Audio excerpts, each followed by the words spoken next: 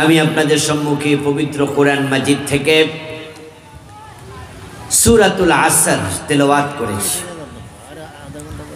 নবীজি সাল্লাল্লাহু আলাইহি ওয়াসাল্লামের পবিত্র মুখনসৃত ছোট্ট একখানা হাদিসে নববী পাঠ করেছি। আল্লাহ তাআলা তৌফিক দিলে এখান থেকে কিছু কথা বলবো ইনশাআল্লাহ। সূরা আসর পবিত্র কোরআনের সবচেয়ে ছোট সূরাগুলোর একটি। এর আয়াত সংখ্যা মাত্র ৩। কোরআন মাজিদে ৩ আয়াত বিশিষ্ট সূরা আছে ৩টা: আসর, নসর, কাউসার। সূরা আসর ৩ আয়াত, ইজা জাআ নাসরুল্লাহি ওয়াল ফাত। সূরাতুন নসর ওটাও ৩ আয়াত। আর সূরা কাউসার এটা তো আমাদের সবার পরিচিত, আমাদের আত্মীয় স্বজনের মতো, ঠিক না? বিভিন্ন নামাজে এটা কামে লাগে। আমরা যখন দেই সময় কম, তখন আমরা ইন্না তয়না মাইরা দিই। এই মাহফিল ইন্না তয়না পারে না এমন একজন মুসলমানও মনে হয় নাই। এই ৩টি সূরা হলো পবিত্র কোরআনের সবচেয়ে ছোট সূরা। সূরা আসর আল্লাহ তাআলা মানুষের জীবনের কসম করে শুরু করলেন। আসর মানে সময়, আর সময়ের সমষ্টি হলো জীবন। আমরা মায়ের পেট থেকে এসেছি, 1 সেকেন্ড 2 সেকেন্ড করে 1 মিনিট হয়েছে, 1 মিনিট 2 মিনিট করে 1 ঘন্টা হয়েছে, 1 ঘন্টা 2 ঘন্টা করে দিন হয়েছে, 1 দিন 2 দিন করে মাস হয়েছে, 1-2 মাস করে বছর, 1-2 বছর করতে করতেই আমাদের 30, 40, 50, 100 বছর জীবন। আল্লাহ তাআলা বলছেন ওয়াল আসর, যোগের কসম, সময়ের কসম, তোমাদের জীবনের কসম, সালাতুল আসরের কসম, আসরের নামাজের টাইমের কসম।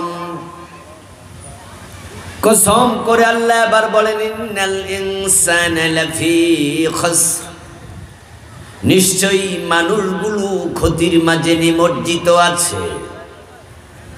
ইনসান মানে মানুষ, আল ইনসান মানে সব মানুষ। ইন্নাল ইনসানা, আল ইনসান আরবি গ্রামারে আলিফ লামের অনেক নাম আছে। আলহামদু, এখানে যে আলিফ লাম আছে, এই আলিফ লামের নাম আছে। আল ইনসান, আলিফ লাম, আলিফ লামের মোট 22টা নাম আছে। তার মাঝে একটার নাম হলো লাম ইস্তিগরাকি। এই আলিফ লাম যে শব্দের উপরে প্রবিষ্ট হয়, ওই শব্দের যে অর্থ সেটার মাঝে পূর্ণতা সাধন করে। ওই শব্দের অধীনে যত দিক বিভাগ আছে সবটাকে একত্রিত করে। যেমন আমরা সূরা ফাতিহার প্রথম আয়াত আলহামদুলিল্লাহি রাব্বিল আলামিন পড়লাম, তার বাংলা অনুবাদে বলি সকল প্রশংসা আল্লাহর জন্য।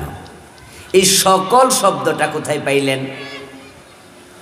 আলহামদু সকল প্রশংসা, অথচ সকল শব্দের আরবি হলো কুল।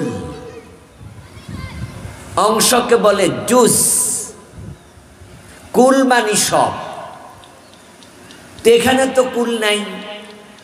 কুল্লুল হামদুলিল্লাহি রাব্বিল আলামিন, তাহলে হতো সকল প্রশংসা আল্লাহর জন্য।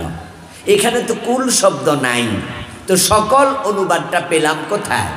তখন তার উত্তর হলো এখানে যে আলিফ লাম আছে, এই আলিফ লামের ভিতরে কুল আছে, এটাকে এই জন্য লাম ইস্তিগরাকি বলে। এর মানে প্রশংসার যত প্রকার আছে সব প্রকারের প্রশংসার মালিক হলেন আল্লাহ। ঠিক এখানেও তাই, ওয়াল আসর, সময়ের কসম, ইন্নাল ইনসানা লাফি খুসর, নিশ্চয় দুনিয়ার সবগুলো মানুষ ক্ষতির মাঝে নিমজ্জিত হয়ে গেছে। এই যে আজকের মাহফিলে আমরা যারা আছি, যারা আমরা মানুষ, আল্লাহ বলেন সবাই ক্ষতির মাঝে আছে। তাহলে আমরা কেউ ক্ষতি থেকে মুক্ত নই, সব মানুষ ক্ষতির মাঝে আছে। এরপর বলছেন ইল্লাল্লাযীনা আমানু, তবে যারা ঈমানদার তাদেরকে আল্লাহ ক্ষতি থেকে বাঁচাইয়া দেবেন। সুবহানাল্লাহ। পরে আল্লাহ 4টা গুণ বললেন, যে ব্যক্তি 4টা গুণাবলী অর্জন করবে আল্লাহ তাকে ক্ষতি থেকে মুক্ত করে দেন। 1 নাম্বার, ইল্লাল্লাযীনা আমানু, যারা ঈমান আনবে, ওয়া আমিলুস সালিহাত, এবং নেক আমল করবে, ওয়া তাওয়াসাউ বিল হাক্কি, একা একাই দিন মানবে না, নেক আমল করবে না, মানুষকেও নেক আমলের জন্য উপদেশ দেবে, দাওয়াত দেবে, ওয়া তাওয়াসাউ বিস সাবর, এবং নেক আমল করতে গেলে, দিন মানতে গেলে যদি বিপদ আসে, বিপদে তারা ধৈর্য ধারণ করবে, মানুষকেও ধৈর্যের নসিহাত করবে। আল্লাহ তাআলা বলছেন যারা এই 4টা গুণ অর্জন করবে তারা ক্ষতি থেকে মুক্ত। আমরা তাহলে প্রথমে জানবো ক্ষতিটা আসলে কি। এই যে মানুষ ক্ষতির মাঝে আছে, আল্লাহ বলতেছেন আমরা বুঝি আর না বুঝি, আল্লাহর কথার মাঝে কোনো সন্দেহ নাই। আল্লাহ যা বলেন সত্য, তাহলে সব মানুষ ক্ষতির মাঝে আছে, আল্লাহর কথার মাঝে কোনো সন্দেহ নাই। এখন সব মানুষের মাঝে আপনি আর আমিও আছি, তাহলে আয়াতে কারিমা দ্বারা বোঝা যায় যারা ক্ষতির মাঝে আছে তার মাঝে আমিও একজন। এখন ক্ষতিটা কি, প্রবলেমটা কোথায়? 1 নাম্বার ক্ষতি হলো আমাদের সময় লস। ও দোস্ত, আয়াতে কারিমা আরেকজন মুফাসসির তাফসীর করার সময় বললেন যে আমি যখন কোরআনের তাফসীর লিখছিলাম তখন সূরা আসরে মানুষ ক্ষতির মাঝে আছে, এই আয়াতের অর্থটা আমার বুঝে আসে নাই। আমি এখানে এসে আমার লেখা বন্ধ করে দিলাম। কি ক্ষতি আল্লাহ বুঝাইলেন বুঝতে পারি নাই।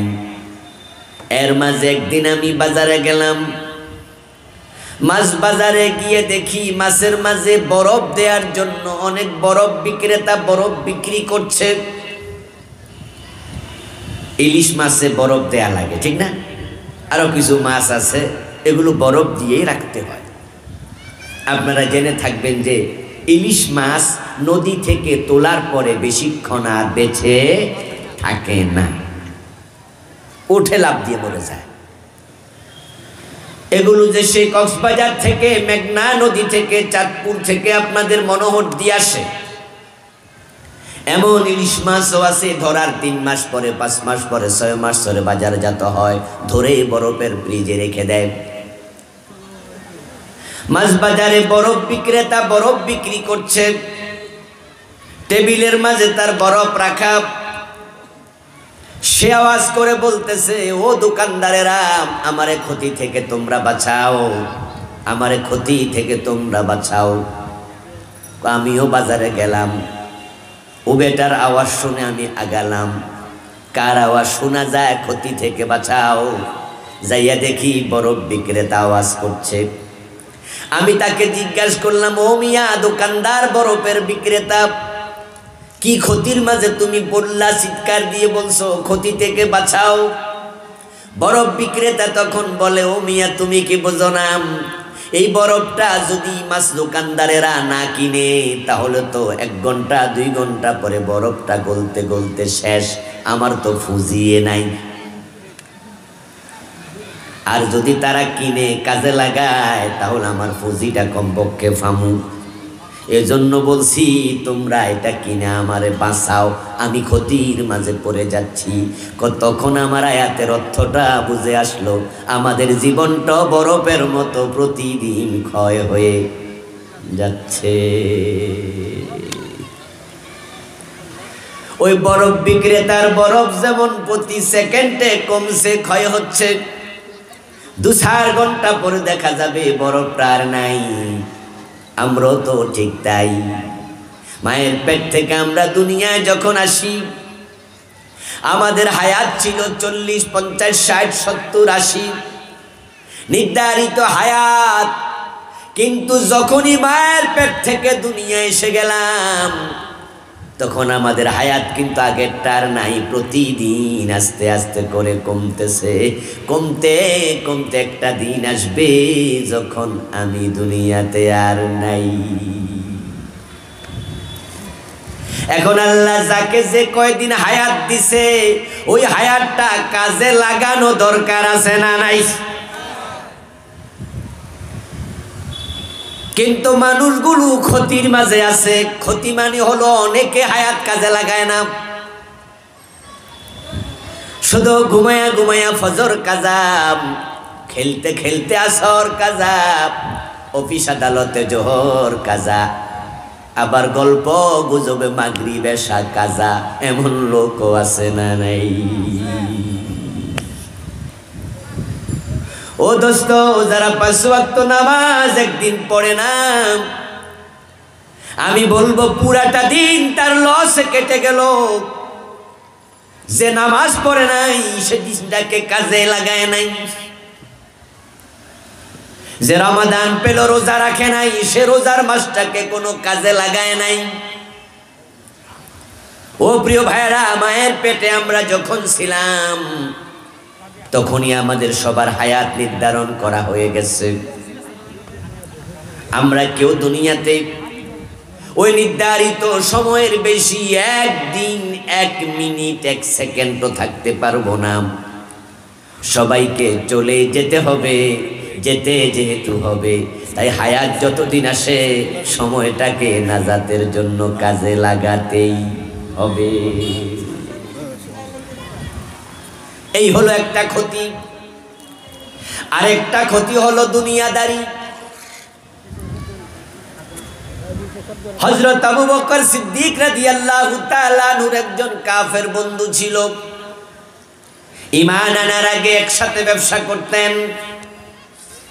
আবু বকর যখন ঈমান আনলেন, রাসূলুল্লাহর পিছনে এখন সময় দিতে হয়, তাই বাজারে তিনি এখন কম যান। তিনি একজন বড় মাপের ব্যবসায়ী ছিলেন মক্কার, এবং পুঁজির যে টাকাগুলো ছিল রাসূলুল্লাহর প্রয়োজনে দিনের জন্য খরচ করছেন। হযরত বেলালের গলায় রশি লাগাইয়া যখন টানে, ঈমান আনার অপরাধে আবু বকর নিজে বেলালকে টাকা খরচ করে কিনে মুক্ত করে দিয়েছেন। ইসলামের জন্য আবু বকর সিদ্দিক রাদিয়াল্লাহু তাআলা আনহু টাকা খরচ করছেন। পুঁজি গেছে কমে, আগের মতো ব্যবসায় সময় দিতে পারেন না। উনার সেই কাফের দোস্ত একদিন আবু বকরের বাড়িতে আসলেন। এসে বলেন, আবু বকর, মুহাম্মদ সাল্লাল্লাহু আলাইহি ওয়াসাল্লামের সময় তুমি তার সাথে সময় দেওয়ার কারণে, তার সঙ্গ নেয়ার কারণে তোমার তো ব্যবসায় ক্ষতি হয়ে গেছে, তোমার পুঁজি কমে গেছে। তুমি এখন দোকানে যাও না, তুমি তো দারুণ ক্ষতিগ্রস্ত দেখতে পাচ্ছি। তুমি মুহাম্মাদের সঙ্গ ত্যাগ করো, না হয় তুমি আরো ক্ষতিতে পড়ে যাবে, তোমার দুনিয়া লস হয়ে যাচ্ছে। হিতাকাঙ্ক্ষী ওই কাফের বন্ধু আবু বকরকে বললেন, তুমি ক্ষতির মাঝে পড়ে যাচ্ছ। আবু বকর সিদ্দিকের কথা বলে বাড়ি চলে গেলেন। আল্লাহ তাআলা সূরাতুল আসর নাজিল করে প্রতিবাদ করলেন, না, আমার আবু বকর ক্ষতির মাঝে পড়ে নাই। ওয়াল আসরি, সময়ের কসম, ইন্নাল ইনসানা লাফি খাসর, সব মানুষ ক্ষতিতে আছে। ইল্লাল্লাযীনা আমানু ওয়া আমিলুস সালিহাতি ওয়া তাওয়াসাউ বিল হাক্কি ওয়া তাওয়াসাউ বিস সবর। এই 4 গুণ যার আছে তার কোনো ক্ষতি নাই। আমার আবু বকরের ভিতরে 4টা গুণ একসাথে পাওয়া যায়, তাই আবু বকরকে আমি আল্লাহ ক্ষতি থেকে বাঁচাইয়া দিছি। ক্ষতির মাঝে আবু বকর নাই, তাহলে আবু বকরের যে ফুজি কমে গেল, আবু বকর যে এখন ব্যবসায় সময় দিতে পারে না, আল্লাহ বলে এটা তো ক্ষতি না। দুনিয়ায় লস হওয়ার নাম ক্ষতি না, দুনিয়ায় চাকরি চলে যাওয়ার নাম ক্ষতি না, বাড়িতে আগুন লাগাও, জাহাজ ডুবে যাওয়া, ব্যবসায় লস হয়ে যাওয়া, জীবন চলে যাওয়া, জেলখানায় চলে যাওয়া, ফাঁসি হয়ে যাওয়া, এগুলা ক্ষতি না। এগুলা যদি ইসলামের জন্য হয়, প্রত্যেকটা আখিরাতের জন্য এটা ফুজি। ক্ষতি কোনটা? ক্ষতি কোনটা? ক্ষতি হলো আখিরাত ভুলে যাওয়া। আবু বকর সিদ্দিক হযরত বেলালকে মুক্ত করার জন্য ব্যবসার পুঁজি খরচ করলেন, এটা কি আসলে ক্ষতি নাকি এটা লাভ? এই যে পাশে মসজিদ বানাবে, আপনার বাড়িতে মসজিদ কমিটির লোকেরা গিয়ে ধরলো যে আমরা মসজিদ বানাবো, আপনি 100 বস্তা সিমেন্ট দেন। আপনি জিজ্ঞাসা করলেন 100 বস্তা সিমেন্টের দাম কত? মসজিদ কমিটি বললেন যে 50,000 টাকা। এখন 500 টাকার নিচে 1 বস্তা সিমেন্ট কেনা যায় না, আপনি 50,000 টাকা দেন। এখন আপনি সাথে সাথে 50,000 টাকার চেক লিখে দিলেন। যাওয়ার পরে আপনার বউ আপনারে জিগাইল, এলাকার লোকেরা এসেছিল কেন? আপনি জবাব দিলেন যে তারা মসজিদের টাকার জন্য আসছে। তুমি টাকা দিছো নাকি? আপনি জবাব দিলেন যে 50,000 দিছি। আপনার বউ বলল এটা কেমন কথা হইল? এই যে আমাদের একটা লস লাগাই দিল লোকগুলো দুপুরবেলা হিসাব। এই যে 50,000 দিলেন মসজিদের জন্য, এটা কি লস না লাভ? কিন্তু ওই কাফের বোঝে না, আবু বকর লসে নাই। বেলালের জন্য আবু বকর যেটা দিছে এটা লস হতে পারে। ও প্রিয় ভাইয়েরা, আমার দোকান চলছে, আপনার পাশের দোকানদারও দোকানদারি করছে, এর মাঝে আসরের আজান হলো। আজানের পর আপনি দোকান বন্ধ করে দিলেন। দোকান বন্ধ করে মসজিদে চলে গেলেন, ওযু করলেন, প্রস্রাব পায়খানা করে আস্তে ধীরে নামাজ পড়তে পড়তে 20 মিনিট লেগে গেল। এই 20 মিনিটে আপনার পাশের দোকানদার 1000 টাকা বিক্রি করছে। 1000 টাকা বেচা কেনা করলে কমপক্ষে 100 টাকা লাভ হয়। আর এই 20 মিনিটে নামাজের জন্য সময় দিলেন, এই 20 মিনিটে আপনার 1 টাকাও বেচা কেনা হলো না, 100 টাকা লাভও হলো না। এই যে 20 মিনিট গেল, দুনিয়ার মানুষের সামনে এটা লস। আসলে কি এটা লস না এটাই লাভ? ইন্নাল ইনসানা লাফি খুসর, মানুষ ক্ষতির মাঝে আছে আমার আল্লাহ বলে। 1000 কোটি টাকা আছে, বিঘা বিঘা জমিন আছে, রাষ্ট্রের বড় চেয়ারটা দখলে আছে, ইউনিভার্সিটির ভিসি আপনি পোস্ট পেয়েছেন, বড় ঢাকা বিশ্ববিদ্যালয়ের ভিসি। বাবারে বাবা, কত বড় অফিসার, রাষ্ট্রের মন্ত্রণালয়ের সচিব কত বড় অফিসার, এলাকার এমপি কত বড় নেতা, দুনিয়ার সব আছে, কিন্তু জান্নাতির তালিকায় নাম ঢোকে নাই। আপনি লসের মাঝেই আছেন। লস মানে হচ্ছে জাহান্নাম, আর লাভ মানে হলো জান্নাত। আবু বকর কি জাহান্নামী না জান্নাতি? উম্মতের মাঝে আবু বকরের রোল নাম্বার কত? আল্লাহ বলে ইল্লাল্লাযীনা আমানু। দুনিয়ার সব মানুষ ক্ষতিতে আছে, তবে ঈমানদার ক্ষতিতে নাই, কারণ ঈমানদার হলে সে জান্নাত পাবে। সুবহানাল্লাহ। ক্ষতি থেকে বাঁচতে হলে 4টি গুণ অর্জন করতে আল্লাহ বলেছেন সূরা আসরে। প্রিয় ভাইরা, কোরআন মাজিদ আল্লাহ তাআলা অসংখ্য জায়গায় কসম করেছেন। ওয়াশ-শামসি ওয়া দুহাহা ওয়াল কামারি ইযা তালাহা ওয়ান নাহারি ইযা জাল্লাহা ওয়াল লাইলি ইযা ইয়াগশাহা ওয়াস সামাই ওয়া মা বানাহা ওয়াল আরদি ওয়া মা তাহাহা ওয়া নাফসিন ওয়া মা সাওয়াহা। এভাবে আসেন ওয়াদ-দুহা ওয়াল লাইলি ইযা সাজা। আরো কত কোরআনে কত কসম করেছেন।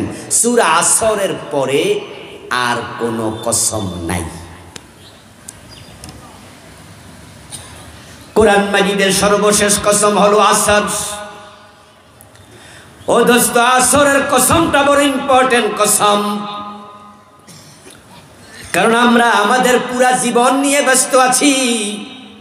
আল্লাহ আমাদের জীবনের কসম করে বলেন, শোন, যে জীবন পাইয়া তুই আখিরাত ভুলে গেছিস, ওই যদি 4টা গুণ অর্জন না করতে পারিস, তোর জীবনটাই তোর ক্ষতির কারণ হবে। একদিন আবু বকর সিদ্দিক রাদিয়াল্লাহু তাআলা আনহু কোন এক জায়গায় বসে কান্না করছিলেন। বসে আছেন তো, এর মাঝে চোখের পানি পড়ছে আর কি। তো ওনার পাশ দিয়ে হেঁটে যাওয়া কোনো একজন অথবা পাশে বসে থাকা কোনো ব্যক্তি জিজ্ঞাসা করলো, আপনার কি মন খারাপ? আবু বকর বললেন, না তো। কোনো কারণে কি আপনি খুব বিষণ্ণ? বলে, না তো। তো চোখের পানি কেন? কাঁদছেন মনে হয়। আবু বকর সিদ্দিক জবাব দেন, আমি দেখতে পাচ্ছি ওই গাছের মাঝে কয়টা পাখি বসে আছে। ওই পাখিগুলার জীবনটা কত নিশ্চিন্ত। এই পাখিগুলো খায় দায়, আনন্দ করে, ফুর্তি করে। একবারে ডিম থেকে ফুটেছে, তারপরে আস্তে আস্তে বড় হয়েছে। কয়েকদিন পরে পাখিগুলো সব মরে যাবে। মরে গেলে সব শেষ, কোনো টেনশন নাই। কিন্তু আমি আবু বকরের টেনশন হয়, মরে গেলে তো আমার শেষ না, আমার তো শুরু। যদি জান্নাত পাওয়া না যায়, তাহলে মানুষ হয়ে জন্ম নেয় কোনো কল্যাণ নাই। আমি যদি মানুষ হয়ে জন্ম না নিয়া ওই পাখি হতাম, তাহলে পরবর্তী জীবন নিয়ে আমার কোনো টেনশন করা লাগতো না। আবু বকর দুনিয়া থাকতে বুঝেছেন, ক্ষতি থেকে বাঁচতে হলে পরবর্তী জীবন নিয়ে ভাবতে হবে। আমরা পরবর্তী জীবন নিয়ে কতজন ভাবি? যদি পরবর্তী জীবন নিয়ে আমরা ভাবতাম, তাহলে কি ওজনে কম দিতে পারতাম? মালে বেজাল দিতে পারতাম? বাপ মরেছে 10 বছর, মা মরছে 7 বছর। পরবর্তী জীবন নিয়ে যদি আমরা ভাবতাম, তাহলে কি বোনের হকটা আটকায়া রাখতে পারতাম? পরবর্তী জীবন নিয়ে যদি ভাবতাম, সুদে টাকা লাগাতে পারতাম? পরবর্তী জীবন নিয়ে ভাবলি অফিসে ফাইল আটকায়া ঘোষ খায়া সিগনেচার করতে পারতাম? পরবর্তী জীবন নিয়ে ভাবলি কি আমার মেয়েটাকে বোরকা ছাড়া স্কুলে পাঠাতে পারতাম? পরবর্তী জীবন নিয়ে ভাবলে আমি কি নামাজ কাজা করতে পারতাম? পরবর্তী জীবন নিয়ে আমরা কতজন ভাবছি? যদি পরবর্তী জীবনটা কল্যাণকর না হয়, উত্তম না হয়, তাহলে দুনিয়াতে মানুষ হিসেবে জন্ম নেওয়ার কোনো প্রয়োজন ছিল না। এসে পশু হলে ভালো ছিল। সূরা নাবার শেষ আয়াত, ওয়ায়াকুলুল কাফিরু ইয়া লাইতানি কুনতু তুরাবা। হাশরের ময়দানে কাফের আফসোস করে বলবে, হায় যদি আমরা মাটি হয়ে যেতাম, মাটি হয়ে যেতাম, হায় যদি আমরা মাটি হতাম। এই কথাটা বলবে, আমরা যদি মাটি হতাম। তাহলে মানুষ না হইয়া মাটি হওয়া ভালো। এর মানে কি? এই কথা কাফেররা কেন বলবে? কোরআনে আল্লাহ বলছে, সূরা নাবার শেষ আয়াত, ওয়ায়াকুলুল কাফিরু ইয়া লাইতানি কুনতু তুরাবা। তুরাব মানে মাটি, আহা যদি মাটি হয়ে যেতাম। এই কথাটা এই জন্যই বলবে হাশরের ময়দানে দুনিয়ার জালেম এবং মাজলুম কিছু প্রাণীকে আল্লাহ জীবিত করবেন। জালেম মানি অন্যায়কারী, মাজলুম মানি যাকে অন্যায় করা হয়েছে, এমন কিছু প্রাণী আল্লাহ জীবিত করবেন। যে গরুর শিং ছিল আর যে গরুর শিং ছিল না। কিছু গরু দেখবেন যে শিং একটুকু একটুকু ছোট ছোট, শিং ওঠেই না। আবার কিছু কিছু শিং ওঠে কিন্তু এমনি বাঁকা, আবার কিছু কিছু আছে এমনি থাকে। তো যেগুলো এরকম শিংওয়ালা, শরীরে বলটল আছে, দেখবেন যে একই পাতিলে খাওয়ার সময় পাশেরটার গুতা মারতেছে। কিছু কিছু কুকুর দেখবেন বড় তাগড়া, অন্য কুকুরকে কামড়ায়, দৌড়ানি মারে, সারাক্ষণ সে বাবা দাদাগিরি করে। যেই সমস্ত জালেম প্রাণী দুনিয়ায় অন্য প্রাণীর উপর জুলুম করেছে, মাজলুমের উপরে কিয়ামতের দিন আল্লাহ 2 প্রাণীকে তুলবেন, তুলে তার সামনে বলবেন, দাঁড়া দাঁড়া, ও মিয়া শিংওয়ালা গরু, তোমাকে দুনিয়ায় আমি শিং দিয়েছি, অন্যকে গুতা মারার জন্য দেই নাই। তুমি অমুককে গুতা মেরেছিলে, 3টা গুতা 5টা গুতা, সে তোমার কাছে পানা আছে। আর যেহেতু আমি তার শিংটা বাঁকা করেছিলাম, সে চাইলেও তোমাকে গুতা দিতে পারে নাই। সে যদি তোমারে দুনিয়ায় গোটা দিত তাহলে সে দিছে 5টা, তুমিও দিছো 5টা, সমান সমান হয়ে যেত। আমি তো নেই বিচারক, আমি তো তাকে দুনিয়ায় শিং দেই নাই, তাই তোমার কাছে সে 5টা গোটা পানা আছে। এখন আজকে তোমাকে শিং দেব না, তাকে দেব, আর সে ওই শিং দিয়া তোমারে 5টা গোটা ফিরাবে। আল্লাহ তখন শিং চেঞ্জ করে দেবেন। তখন মাজলুম প্রাণী জালেমের উপর প্রতিশোধ নেবে। যখন সে তার প্রাপ্য প্রতিশোধটা আদায় করবে, এবার আল্লাহ তাদেরকে লক্ষ্য করে বলবেন, কোনু তোরা বাপ, তোরা এবার মাটিতে মিশে যা। তখন কাফেররা দেখবে ওই প্রাণীগুলো মাটির সাথে মিশে যাবে। তখন কাফেররা আফসোস করে বলবে, হায় রে, যদি আমরাও এমন হতাম তাহলে জাহান্নামে যাওয়া লাগতো না। সেদিন মানুষ আফসোস করবে, দুনিয়ার আমল স্মরণ করবে, আজকে তো আল্লাহর কাছে হিসাব দিতে হবে। আপনাদের কাছে আমার জিজ্ঞাসা, এই আফসোস সেদিন করে কোনো লাভ আছে? কোনো লাভ হবে? তাহলে এখন করণীয় কি? ক্ষতি থেকে বাঁচতে হলে কি করতে হবে? আল্লাহ তাআলা সূরা আসরে 4টা গুণাবলী বলেছেন, এগুলো যারা অর্জন করবে আল্লাহ বলেন আমি আল্লাহ তাদেরকে ক্ষতি থেকে বাঁচিয়ে জান্নাত দিয়ে দেব। জান্নাত হলো কল্যাণ, জান্নাত হলো সফলতা, জাহান্নাম হলো ক্ষতি, জাহান্নাম লস। আজকের এই মাহফিলে আমরা যারা আছি, আমরা একজনও জাহান্নামে যেতে চাই না। নিশ্চয় আমরা জান্নাতে যেতে চাই, কিন্তু জান্নাত কি চাইলে পাওয়া যায়? কে না চায় তার একটু বাড়ি হোক, গাড়ি থাকুক, সুন্দরী বউ থাকুক, সন্তানরা ভালো চাকরি পাক? কে না চায়? কিন্তু সবার কি বাড়ি গাড়ি হয় নাকি? চাইলে কি পাওয়া যায়? জান্নাত চাইবেন, কিন্তু জান্নাত তো চাইলে পাওয়া যায় না। জান্নাতে যেতে হলে আল্লাহ বলে সূরা আসরের মাঝে 4টা গুণাবলী অর্জন করতে হবে। 1 নাম্বার ঈমান। আলহামদুলিল্লাহ, এটা আমাদের সৌভাগ্য যে আজকে আমরা এখানে যারা আছি আমরা সবাই কালেমাওয়ালা, আমরা ঈমানদার। তো ঈমান তো আপনার আছে, কিন্তু ঈমানটা থাকা অবস্থায় মরা লাগবে না। এমন যদি হয় যে আপনার কৃতকর্মের কারণে ঈমানটা বাদ হয়ে যায়, তাহলে জান্নাত মিস। যার ঈমান নাই তার কপালে জান্নাত নাই। জান্নাতে যাওয়ার জন্য 1 নাম্বার শর্ত ঈমান।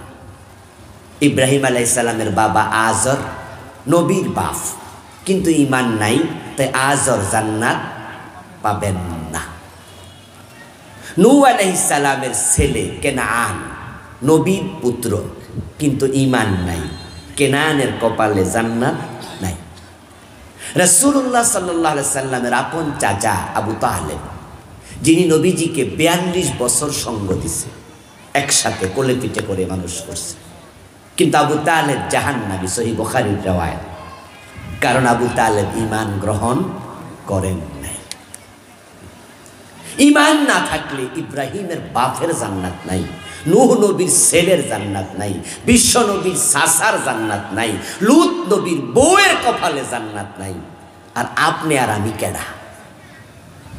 তাই জান্নাতে যেতে হলে ঈমান প্রয়োজন আছে না নাই? ঈমানটা যেন ছুটে না যায়, সাবধান থাকবেন। ঈমান কিভাবে ছুটে যায়? ঈমান ছুটে যাবে কুফর করলে, ঈমান ছুটে যাবে শিরক করলে, ঈমান ছুটে যাবে কলবে যদি মুনাফিকি ঢোকে, নিফাক ইতিকাদি হলে। ঈমান আনার পরে আপনি কুফর করলেন, যেমন কাদিয়ানি, ঈমান তারা এনেছিল, কালেমাও তারা পড়েছিল, কিন্তু এই কাদিয়ানি আবার আল্লাহর কোরআনের বিপরীত চিন্তা লালন করে। কোরআনের মাঝে আছে নবী মুহাম্মদ শেষ নবী, কিন্তু কাদিয়ানিরা বলে না না, গোলাম আহমদ কাদিয়ানো নবী। ঈমান আছে না গেছে? ঈমান মানে হলো কোরআনে যা আছে সব মেনে নিয়ে কালেমা পড়ো। কালেমা পড়লে মুমিন নয়, কালেমা পড়লে যদি মোমেন হতো, আব্দুল্লাহ ইবনে উবাই সবচেয়ে বড় মুনাফিক, সে তো রাসূলের হাতে কালেমা পড়েছে। কালেমা পড়লে যদি মোমেন হতো, কোরআনের বঙ্গানুবাদ করার সময় গিরিশচন্দ্র সেন লা ইলাহা ইল্লাল্লাহ কালেমা পড়েছে, লিখেছে, বলেছে, কিন্তু গিরিশচন্দ্র সেনকে কেউ মুমিন বলে না। কালেমা পড়লে মুমিন নয়। আপনাদের এই বাজারেও এমন হিন্দু দোকানদার পাবেন, শিক্ষিত হিন্দু ভদ্রলোক পাবেন এলাকায়, যে সুন্দর করে কালেমা বলতে পারে, কিন্তু আমরা তাকে মুমিন বলবো না। মুমিন হওয়ার জন্য শর্ত হলো কোরআনে যা আছে সব মেনে নেয়ার মতো মানসিকতা নেয়া, তারপরে কালেমা পড়া। যদি কালেমা পড়লেন কোরআনে যা আছে সব মানবেন না, তাহলে কোটিবার কালেমা পড়ো মুমিন হওয়া যাবে না। কাদিয়ানি বাংলাদেশে আছে, কাদিয়ানি, তাদের কালেমা আজানের মাঝে মুয়াজ্জিন 5 বার বলে দিনে, আশহাদু আল্লা ইলাহা ইল্লাল্লাহ আশহাদু আন্না মুহাম্মাদার রাসূলুল্লাহ। কাদিয়ানি যারা, তারা যখন নামাজ পড়ে আত্তাহিয়াতুর মাঝে কালেমা নাই, আশহাদু আল্লা ইলাহা ইল্লাল্লাহু ওয়া আশহাদু আন্না মুহাম্মাদান আবদুহু ওয়া রাসূলুহু, এটা আছে না আত্তাহিয়াতুতে। তো কাদিয়ানিরা কি কালেমা পড়ে না? তো কাফের কেন? কারণ তারা কোরআনের নবী মুহাম্মাদের শেষ নবী, এই মেসেজটা মানে না। কাফের হওয়ার জন্য পূর্ণাঙ্গ কোরআন অস্বীকার করা জরুরি নয়। পূর্ণ কোরআন যারা অস্বীকার করে সে তো কাফের বটেই। যদি কোরআনের একটা মেসেজকে অস্বীকার করে সেও কাফের। মুমিন হওয়ার জন্য বিসমিল্লাহর বা থেকে মিনাল জিন্নাতি ওয়ান নাসের সিন পর্যন্ত যা আছে সব মানতেই হবে। ইবলিস শয়তান আল্লাহর ইবাদত করতে করতে করতে করতে সে ফেরেশতাদের সমপর্যায়ে চলে গেছে, ফেরেশতাদের সাথে একসাথে থাকতো, কিন্তু আল্লাহ বলছে আদমরে সিজদা করো। ইবলিস আল্লাহর একটা আদেশ মানে নাই, সাথে সাথে ইবলিস কাফের হয়ে গেল। ইবলিস আল্লাহর কয়টা আদেশ মানে নাই? বলেন বলেন, কয়টা? একটা। কাদিয়ানি মানে না কয়টা? একটা বিধান, শেষ নবী মুহাম্মদ। ইবলিসও কাফের, কাদিয়ানিও কাফের। এবার বলুন তো, চোর ধরে হাত কাটো এমন আইন আল্লাহর কোরআনে আছে? 53 বছরে আমরা কয়দিন মানছি? জেনা করলে 100 বেত দিতে হবে, সূরা নূরের মাঝে আছে কিনা? কয়জনকে 100 বেত দিছি? আলা লাহুল খালকু ওয়াল আমর, সাবধান, সৃষ্টি যার, আইন চলবে শুধুই তার। বাংলাদেশ আল্লাহর আইনে কয়দিন চলছে? তো আল্লাহর আদেশ যে শয়তান মানলো না একটা, সে বেঈমান। কাদিয়ানি মানলো না একটা, তারাও বেঈমান। আমরা ডজন ডজন বাদ দিয়া মুমিন হলাম কেমনে? এজন্য ঈমান যদি না থাকে উপায় নাই। ঈমান ধরে রাখার জন্য সব আইন মানতেই হবে, সব মানতে হবে। দেশটা স্বাধীন হলো 71-এ, 72-তে সংবিধান লেখা হলো। সংবিধান যখন লেখে ডক্টর কামাল মিয়ার নেতৃত্বে, সংবিধান লেখার সময় আল্লাহর কোরআনের আইনগুলো সংবিধানে ঢুকানোর সুযোগ ছিল কিনা? সংবিধান 72-এ লিখলো, এখন পর্যন্ত সংবিধান পরিবর্তন হলো 18 বার। এমপিরা, নেতারা সংবিধান পরিবর্তন করছে। সংবিধান পরিবর্তন করে করে আল্লাহর কোরআনের আইন ঢুকানোর সুযোগ এখনো আছে না নাই? তো যখন লেখে তখনও ঢুকাইল না। 18 বার পরিবর্তন হলো, এখনো ঢুকাচ্ছে না। তো যারা কোরআনের আইনের বাহিরে, তারা মুমিন থাকে কেমনে?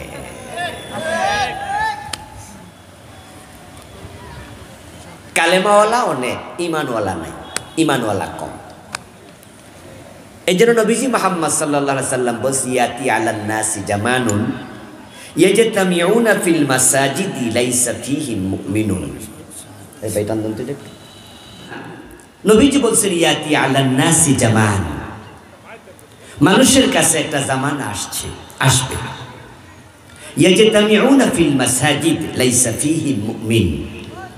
যে জামানার মানুষগুলো মসজিদে জামাতের সাথে নামাজ পড়বে কিন্তু তাদের মাঝে ঈমানওয়ালা একজনও থাকবে না।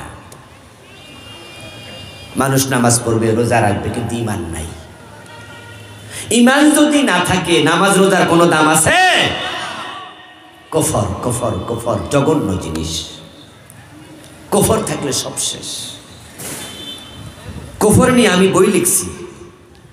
এই বইতে বাংলাদেশে চলমান 56টা কুফর লিখছি আমি। কি কি কুফর যেগুলো ঈমান বিধ্বংসী, আপনাকে এগুলো শিখতে হবে। ইলম অর্জন করা নফল না ফরজ? পড়তে হবে আপনাকে। আমার বন্ধু, শিরিক করলে ঈমান চলে যায়। এখন বাংলাদেশে তো শিরিক বন্যার পানির মতো ঢুকেছে। যে এলাকায় বন্ড পীরের মাজার আছে ওই এলাকায় শিরকের বাজার মিলে গেছে। মাজারে মানত করা শিরক। মাজারের কাছে গিয়ে হাত পেতে চাওয়া, হুজুর আমার ছেলে দেন, আমার মেয়ে দেন। মরা পীরের কাছে ছেলে মেয়ে চায়, এমন জালেমও আছে না? না, চাকরি বাকরিও চায়। কেউ ফিরে না খালি হাতে খাজা বাবার দরবারে। যে ব্যক্তি মাজারে মানত করবে মুশরিক হয়ে যাবে। মাজারে সেজদা দিলে ঈমান চলে যাবে, শিরিক হবে। মাজারওয়ালার কাছে চাইলে শিরিক হয়। নির্বাচন আসছে, নেতারা মাইক হাতে নিয়ে মুশরিক হয়ে যাবে অনেকেই। কেমনে মুশরিক হবে? একটা স্লোগান মুশরিক বানাবে। সে স্লোগানটা হলো জনগণ সকল ক্ষমতার উৎস। এই নিকৃষ্ট স্লোগানটা বাংলাদেশে আছে কিনা? জনগণ ক্ষমতার উৎস। ক্ষমতার মালিক কি জনগণ না আল্লাহ? ক্ষমতা কে দেয়? আর আমাদের নেতারা বলবে জনগণ ক্ষমতার মালিক। সভরেন্টির মালিক নাকি জনগণ, সার্বভৌমত্ব নাকি জনগণের। অথচ আল্লাহর বক্তব্য কুলিল্লাহুম্মা মালিকাল মুলকি তুতিল মুলকা মান তাশা। ও রব, তুমি হচ্ছ ক্ষমতার মালিক। কোরআনে সূরা মুলক নামে একটা সূরা আছে, সেখানে আল্লাহ বলছে তাবারাকাল্লাযী বিয়াদিহিল মুলক। বরকতময় সেই আল্লাহ যার হাতে রাজত্ব। রাজত্ব পাবলিকের হাতে নাই, মানুষের হাতে নাই। তুতিল মুলকা মান তাশা, তুমি যাকে চাও ক্ষমতা দাও। ও তানজিউল মুলকা মিম্মান তাশা, আবার যখন চাও এক ধাক্কা মেরে ক্ষমতা থেকে সরায়া দিল্লিতে পাঠায়া দাও।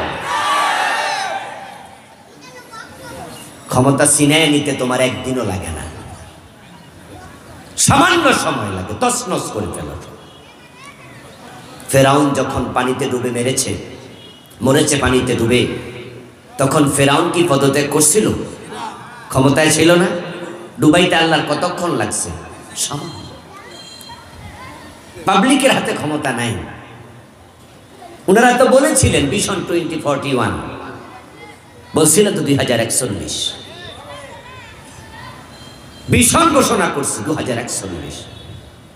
15 বছর গেছে, 2025 চলে, 2041 মানে আরো 15 বছর থাকবে।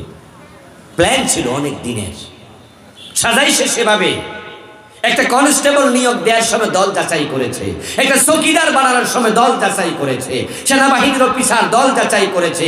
সব জায়গায় দলীয় নেতা, দলীয় কর্মী, দলীয় লোকদেরকে এমপি, মন্ত্রী, ডিসি, পিওনো সব জায়গায় বসাইছে, ক্ষমতা যেন থাকতে পারে। থাকতে পারছে? এমন ভাবে ক্ষমতা থেকে সরছে আন্ডা বাচ্চা সহ। ঠিক কিনা? ঠিক কিনা? যে ডিম শুদ্ধ শেষ। আসলে ক্ষমতার মালিক কে? হ্যাঁ, এটাই নিয়ম, এটাই বাস্তব। আর আপনি বলছেন জনগণ ক্ষমতার উৎস। আমার বন্ধুরা, ক্ষমতার মালিক আল্লাহ। তিনি যখন চান তখন তিনি ক্ষমতা কেড়ে নিয়ে যান। এমন ভাবে কেড়ে নিল, তাদের নিয়োগ করা সেনাপ্রধান গিয়ে বলল, ম্যাডাম 2041 দূরের কথা, 45 মিনিটের বেশি টাইম নাই। এমন ভাবে পালিয়ে গেল, রান্না করা খাবার খাইয়া পালানোর টাইম পায় নাই। আছি এক কাপড়ে পালিয়ে গেছে, কাপড়টা চেঞ্জ করে আরেকটা পরবে, সে সময়ও নাই।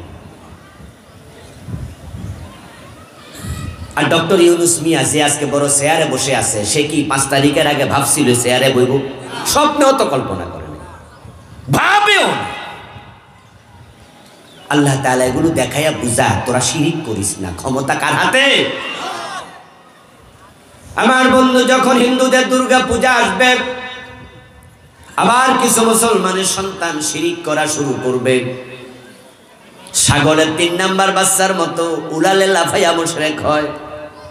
কোন মুসলমানের সন্তান দুর্গা দেবীরে মা ডাকে না, কোন মুসলমানের সন্তান সরস্বতী দেবীর কাছে গিয়া মাথা নত করে না, কোন মুসলমানের সন্তান লক্ষ্মী দেবীর কাছে হাত পাতে না।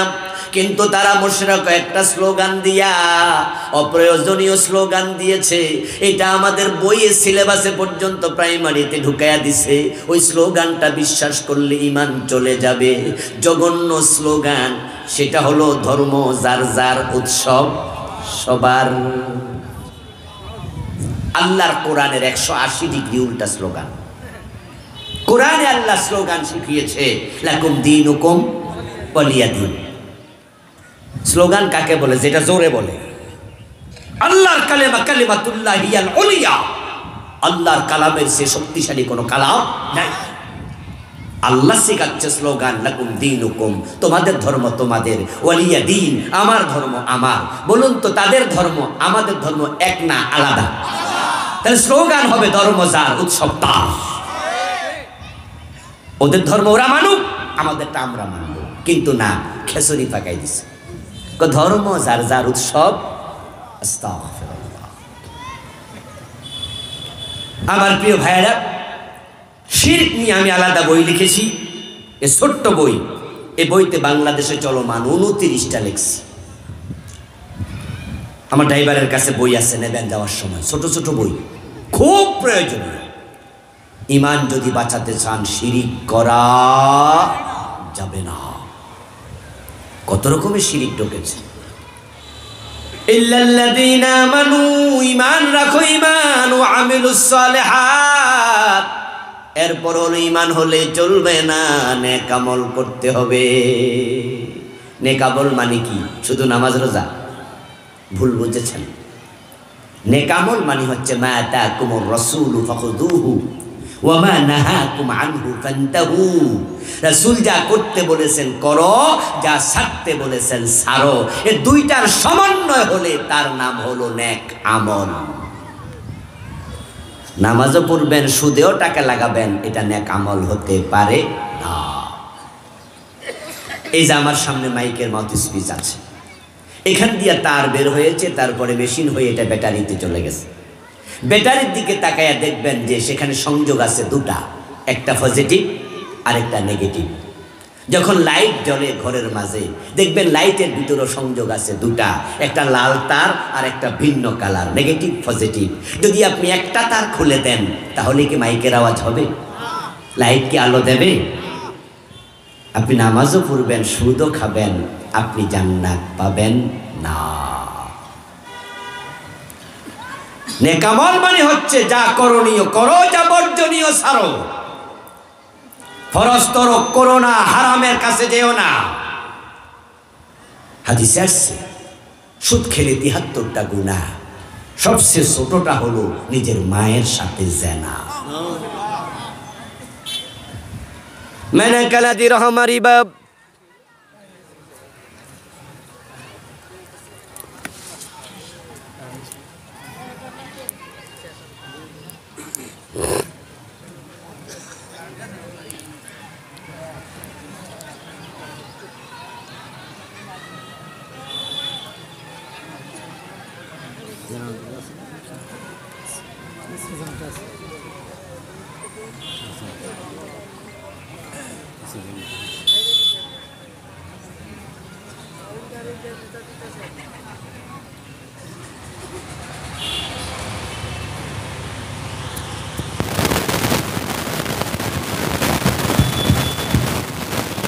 जिक्र करो ला इलाहा इल्लल्लाह, ला इलाहा इल्लल्लाह।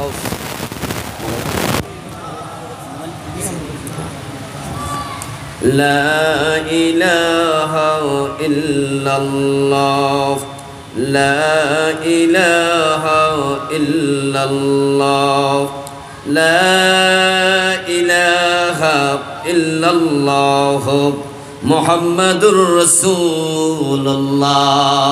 হাদিস হচ্ছে মান আকালা দিরহাম রিবা ওয়া হুয়া ইয়ালাম আন্নাহু আশাদ্দু মিন সিত্তাতিন ওয়া সালাসিনা জিনা।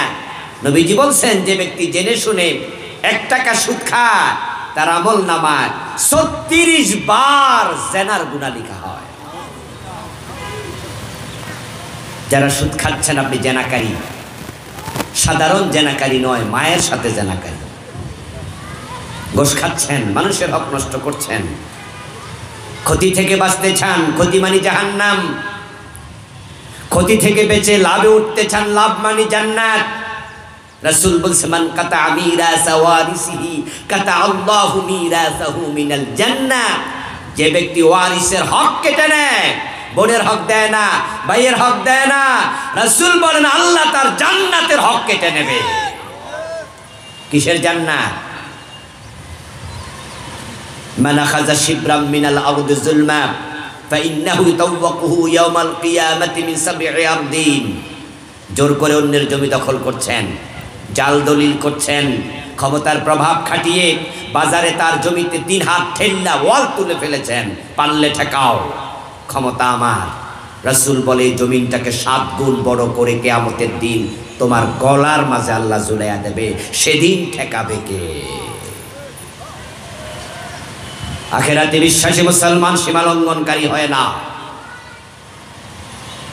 মসজিদে গিয়ে আল্লাহর আইন মানবেন, সংসদে আর মানবেন না। নামাজে আল্লাহকে মানবেন, রোজায় মানবেন না। রোজায় মানবেন আবার ব্যবসায় মানবেন না। ব্যবসায় মানবেন, বিয়ে করার সময় আল্লাহ রাসূলের বিধান মানবেন না। সুবিধাবাদ জিন্দাবাদে মুমিন হওয়া যায় না। আসলিম তাসলাম, আত্মসমর্পণ করুন, তারপরে শান্তি মিলবে। আল্লাহর বিধান সব জায়গায় মানুন। মসজিদে আল্লাহর বিধান মানতে হবে। এই কথা বললে কাউকে চেহারা কালো করতে জীবনে কোনোদিন দেখিনি। নামাজ রোজার কথা বললে কেউ মন্তব্য করতে শুনিনি। কিন্তু রাসূলুল্লাহ মসজিদ ও ইমাম ছিলেন, রাষ্ট্রীয় নেতা ছিলেন। মসজিদ চালাইছে আল্লাহর আইনে, মদিনা 10 বছর চালাইছে আল্লাহর আইনে।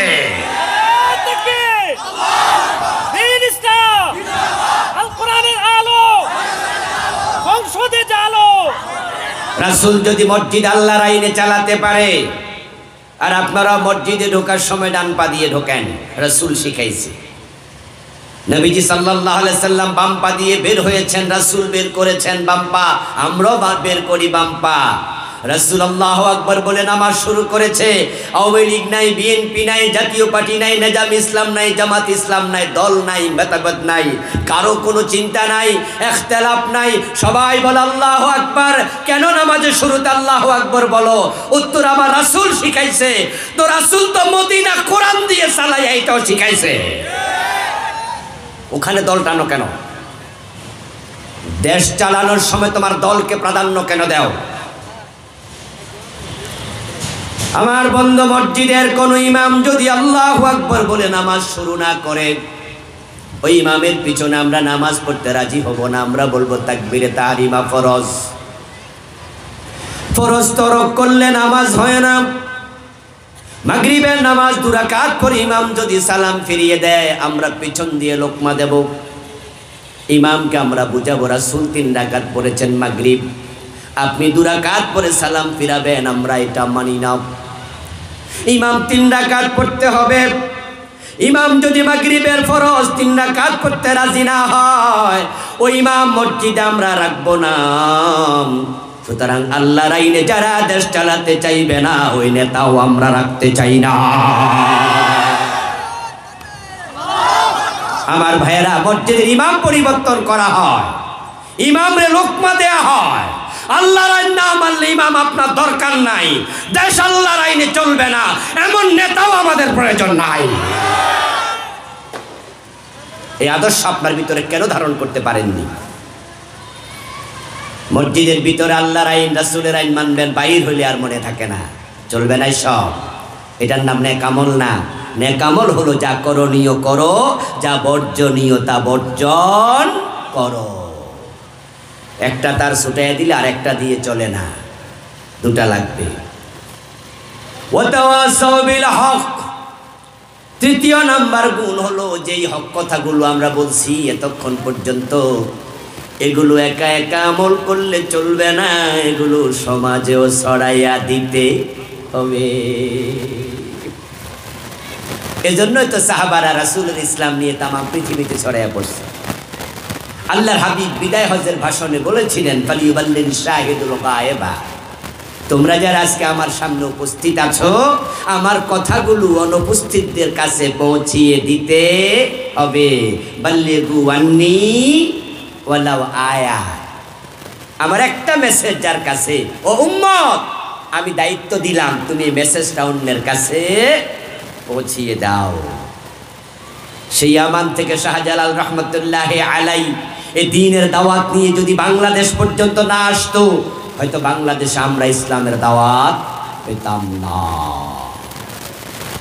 আপনি কি হিসাব করে দেখেছেন এই বাংলাদেশে কত কৃষ্ণপুর, কত দুর্গাপুর, কত লক্ষ্মীপুর, কত দেবীগঞ্জ, কত দেবীদ্বার, কত দেবীপুর, কত ব্রাহ্মণবাড়িয়া, কত ব্রাহ্মণপাড়া, এত ব্রাহ্মণ, এত দেবী, এত দুর্গা, এত লক্ষ্মী, এগুলাই প্রমাণ করে এদেশে অধিকাংশ মানুষ একসময় মুশরিক ছিল, হিন্দু ছিল। আমার নিজের গ্রামের নামও দুর্গাপুর, আমার গ্রামে একটা হিন্দু নাই। কিভাবে তারা মুসলিম হলো? আমার বড় ভাই বিয়ে করিয়েছি লক্ষ্মীপুর, অথচ সেই গ্রামেও একটা হিন্দু বাড়ি নাই। তারা কিভাবে মুসলিম হলো? তাহলে বোঝা যায় এর পিছনে কিছু আল্লাহওয়ালা মানুষ কাজ করছে। আপনি কি কল্পনা করেন আজ থেকে 800-900 বছর আগে শাহজালাল রহমতুল্লাহ আলাই ইয়ামান থেকে যখন বাংলাদেশে এসেছিলেন, তখন কি প্রাইভেট কার আবিষ্কার হয়েছে? ঠেলা গাড়ি, বাস গাড়ি, চাক্কাটা, ঠেলা গাড়ি চাক্কাটা আবিষ্কার হয়। ডিঙ্গি নৌকায় করে এসেছে, ইঞ্জিনওয়ালা নৌকা পর্যন্ত ছিল না। কোথায় আরব, কোথায় ভারত? হাজার হাজার মাইল আসলো কেমনে? জীবনের ঝুঁকি নিয়া দিনের দাওয়াত দিতে এসেছে। আর মাহফিল আপনি আসছেন, ইসলাম শিখলেন, বাড়ি গেলেন, নিজের বউর কাছে ইসলাম প্রচার করে না, নিজের বাচ্চার কাছে করে না। বাবা মসজিদে চলে যান, ছেলে সকালবেলা ঘরে ঘুমায়া থাকে। এই মিয়া, ইসলাম কি একা একা মানার ধর্ম নাকি? ওয়াতাওয়াসাউ বিল হক, আমল নিজে করতে হবে। কু আনফুসাকুম ওয়া আহলিকুম নারা, পরিবারকে বলতে হবে, সমাজকে বলতে হবে, মানুষকে বলতে হবে, ডাকতে হবে। যদি নাজাত চান, সাহাবার আফ্রিকায় চলে গেছে। কত সাহাবীর কবর পৃথিবীর বিভিন্ন দেশে, ইউরোপে পাওয়া যায়, আফ্রিকা পাওয়া যায়, মিশরে পাওয়া যায়, ভারতে পাওয়া যায়। তারা দ্বীন প্রচারের জন্য পাগল ছিলেন। সে দায়িত্ব আমাদের পালন করা দরকার আছে না নাই? ওয়াতাওয়াসাউ বিস সাবর। এরপরে এবার আল্লাহ বলে, শোনো, যখনই তুমি দ্বীনের কাজ করবে, তখনই তোমার বিরুদ্ধে কতজন মাথা তুলে দাঁড়াবে। যারা কোরআনের কর্মী তাদেরকে জেলে দেয়া হয়। আল্লামা সাইদির মতো লোকটাকে 13 বছর শুধু আল্লাহর কোরআনের কারণে জেলে রাখছে। কোরআনের কথা বলতে গেলে ধৈর্য লাগে, বিপদ মুসিবতের মুখোমুখি হওয়া লাগবে, তখন ধৈর্যের প্রয়োজন হবে। এই জন্য 4 নাম্বার গুণ হলো ধৈর্যের উপদেশ দাও। প্রিয় ভাইয়েরা আমার, আসুন না আমরা এই 4টা গুণাবলীকে সঙ্গী বানাই। আমরা ইমানটাকে যত্ন নিই, নেক আমল করতে থাকি, মানুষের কাছে ইসলামের প্রচারণা করি, হকের প্রচার করি এবং বিপদ মুসিবতে ধৈর্য ধরি। আল্লাহ তাআলা আমাদের সকলকে উল্লিখিত গুণাবলী অর্জন করে আখিরাতে সফল মানুষের অন্তর্ভুক্ত করুন। সবাই বলি আমিন। হাযা মা ইনদি ওয়াল ইলমু ইনদাল্লাহ আলাইহি তাওয়াক্কালতু ওয়া ইলাইহি উনীব। প্রিয় ভাইয়েরা, আলোচনা ধারাবাহিকভাবে চলবে। পরবর্তীতে আরও বক্তা আছে, ওনারা আসবেন, আপনারা আলোচনা শুনতে থাকবেন। আমি আপাতত শেষ করছি। কিছুক্ষণ পরে আসরের আজান হবে, তার আগে আরও বক্তা আসবে। বক্তা নাই তো আমাদের ভাই মিমাতি ভাই আসবে না? ওই যে মুফতি আতিকুল্লাহ, বয়ান হয়ে গেছে? ও আচ্ছা, তাহলে শেষ। আমরা সংক্ষেপে দোয়া করব। আল্লাহুম্মা আমিন।